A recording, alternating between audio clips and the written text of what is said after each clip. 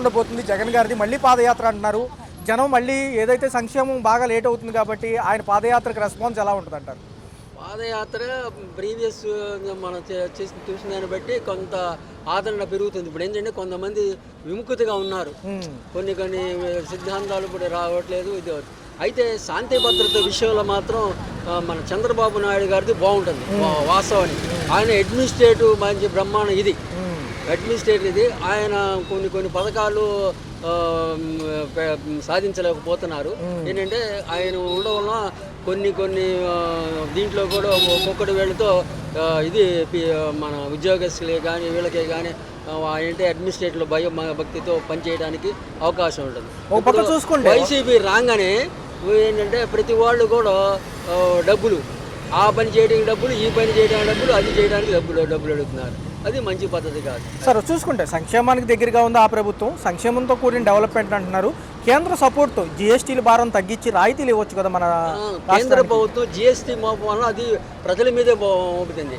కేంద్ర ప్రభుత్వం కూడా సరైన అవగాహన ఉంచి దీని మీద సర్వే చేసి జిఎస్టీని తగ్గిస్తే మన ఇప్పుడు ఉన్న ధరలు విపరీతంగా ఉంది. నూనె ధరలు 150 దాకా అయిపోయింది. అన్ని రేట్లు విపరీతంగా పెరిగిపోయింది. ధరలు మాత్రం ఒక స్థిరీకరణ చేస్తే ప్రజలకు అందుబాటులో ఉంటుంది. ఏదైతే ఉందో రేపు కేబినెట్ మీటింగ్ అనంతరం సార్, రేపు కేబినెట్ మీటింగ్ అనంతరం కూడా నామినేటెడ్ పోస్టులు, రెండోది ఎవరైతే ఎప్పటి నుంచో పార్టీ కోసం ఎవరైతే పనిచేస్తున్నారో వాళ్ళకి ఇస్తామంటున్నారు లోకేష్ గారు.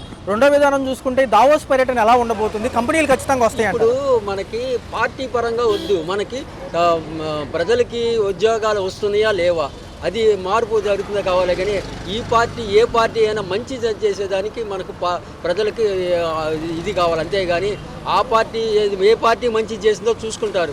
ప్రతి వాళ్ళు ఒక పార్టీలో మంచిని ఎన్నుకుంటారు. ఆ మంచిని ఎవరెవరు చేస్తారో వాళ్ళని ఇది చేస్తారు. అంతే. సంబంధించి జూన్లో ప్రకటన అంటున్నారు సార్.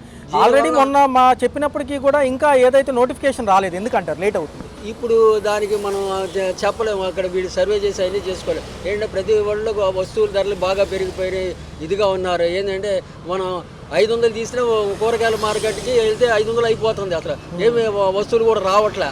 ఇప్పుడు మన సాయిగుళ్ళు ఏంటి, తర్వాత పాముల ఆయిల్ ధర ఏంటి, బియ్యం రేట్లు ఏంటి.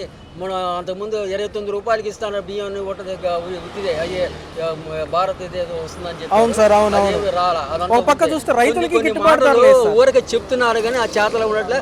అక్కడ చివరికి వెళ్ళి చూస్తుంటే అది జరగట్లే. ఏదో గాలి మాటలు చెబుతున్నారే కానీ అక్కడికి వెళ్ళి వాస్తవానికి వెళ్తే అక్కడ జరగట్లేదు సార్. చూసుకుంటే ఒక పక్క వరద ఎఫెక్ట్ కానివ్వండి, పథకాలకు డబ్బులు పడడం ఎఫెక్ట్ కానివ్వండి, పండగ కళ తగ్గింది అంటున్నారు. ఎందుకని? పండగ కళ ఇదివరకన్నా తగ్గింది వాస్తవమే, కానీ కొన్ని స్ట్రిక్ట్గానే పెట్టారు. మంచి పెద్ద ఏంటంటే ఇదివరకు ఉన్న పండగ కళ ఇప్పుడు లేవు. ఏంటంటే జనాలు డబ్బులు కొరత. ఇప్పుడు కొంతమందికి పథకాలు లేక తిండి తినడానికే సరిగ్గా లేదు.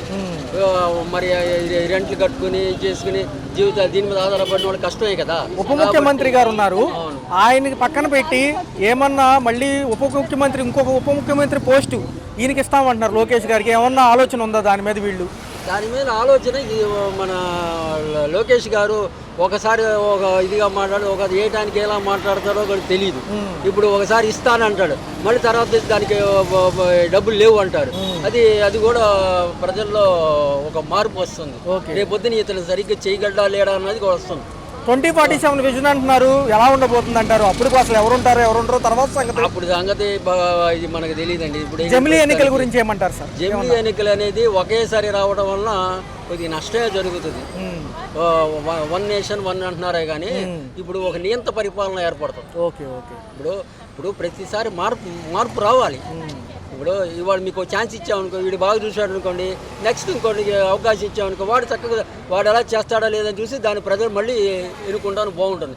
ఒకేసారి అన్ని చోట్ల ఎన్నికలు రావడం వలన ఇప్పుడు కొద్దిగా నియంత్రణగా కూడా రావడానికి అవకాశం ఉంది. మనం మర్చిపోయిన 2 విషయాలు ఏంటంటే సార్, మన రాష్ట్రం విడిపోయిన తర్వాత బడ్జెట్ ఒకటి, తర్వాత కేంద్రం ఏదైతే ఉందో. మన రాష్ట్రం విడిపోయిన తర్వాత మనకి చాలా అన్యాయం జరిగిందండి. ఎందుకంటే హైదరాబాద్ వాళ్ళకి బాగా మంచి ఇది వచ్చింది, వాళ్ళకి బాగా. ఇప్పుడు మన ఆంధ్ర వాళ్ళంతా పెట్టుబడి తీసుకెళ్ళి అక్కడ పెట్టారు మెయిన్. అంతకుముందు హైదరాబాద్ లేదు, మన ఆంధ్ర వాళ్ళే ఎక్కువ అక్కడికి వెళ్ళి పరిశ్రమలే కానీ ఇవన్నీ కూడా చేసింది వాళ్ళే. అక్కడ ఎక్కువ ప్రత్యేక ప్యాకేజీ లేకపోతే హోదా మర్చిపోవాల్సిందేనా? ఇక ప్రత్యేక ప్యాకేజీ ఇక దానికి హోదా గురించి మాట్లాడే పని లేదు, అది ఇవ్వడం జరగదు, ఇక రాదు కూడా. ఫైనల్ క్వశ్చన్ సార్, చూసుకుంటే రెడ్ బుక్ రాజ్యాంగమే నడుస్తుంది అంటున్నారు, ఇంకా కూడా ఫిబ్రవరి నుంచి కూడా యుగాలలో ఇబ్బంది పెట్టిన వాళ్ళందరినీ లాగలేస్తారంటున్నారు. రెడ్ బుక్ గ్రీన్ బుక్ అని కాదు, ఇవాళ ఇది చేసి రేపొద్దున ఇంకోటి చేస్తారు, అది కాదు. ఎవడైనా ఏ పార్టీ వాడైనా తప్పు చేస్తే ఖండించి తీరా లోపల వేయాల్సిందే, అంతే తప్ప ఆ పార్టీ ఈ పార్టీ అని కాదు. రెడ్ బుక్ అది ఇప్పుడు ఎవడు న్యాయమే కావాలి కానీ ఇప్పుడు ఇవాళ ఈ పార్టీ తప్పు చేసిన ఏ పార్టీ తప్పు చేసినా శిక్షించాల్సిందే. రెడ్ బుక్ కాదు గ్రీన్ బుక్ పక్కకు పెట్టండి దయచేసి. మీరు ఏం చేయాలంటే మీరు ఎవరు తప్పు చేసినా ఏ పార్టీ తప్పు చేసినా లోన వేయాల్సిందే, శిక్ష చేయాల్సిందే. ప్రజలకు సామరస్యంగా శాంతిగా కల్పించాల్సిన బాధ్యత ప్రభుత్వాన్ని.